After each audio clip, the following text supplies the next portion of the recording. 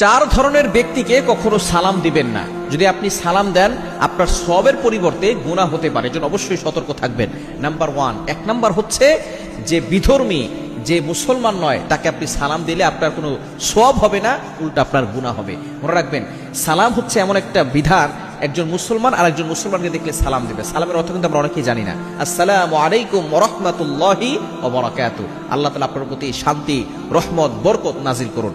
এখন যে আল্লাহকে মানে না, আল্লাহকে স্বীকার করে না, যে নবীকে মানে না, তার উপরে আপনি আসসালামু আলাইকুম বলে তার উপরে শান্তি রহমত বর্ষিত করবেন, এটা ইসলাম সাপোর্ট করে না।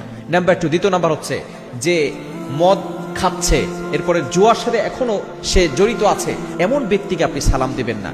যে মদ খাচ্ছে তাকে আপনি সালাম দিবেন না। হ্যাঁ, তাকে আপনি পরিবর্তন করার জন্য, যখন সে এগুলো হারাম কাজ করছে না, গুনাহের কাজ করছে না, তখন আপনি তাকে বুঝাতে পারেন। 3 নাম্বার হচ্ছে যে পেশাব পায়খানা করছে, মল ত্যাগ করছে, তখন আপনি কাউকে সালাম দিবেন না, কেননা সালামের উত্তর দেওয়া হচ্ছে ওয়াজিব।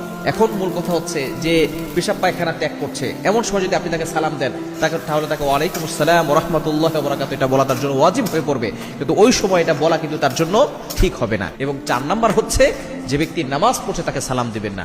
নামাজ পড়লে সে নামাজের ভিতরে আছে, আল্লাহর সাথে সে কথা বলছে, কারণ আসসালাতু মিরাজুল মুমিন, মুমিনদের নামাজটাই হচ্ছে মেরাজ। সুতরাং যখন কেউ নামাজে থাকবে তখন আপনি তাকে সালাম দিবেন।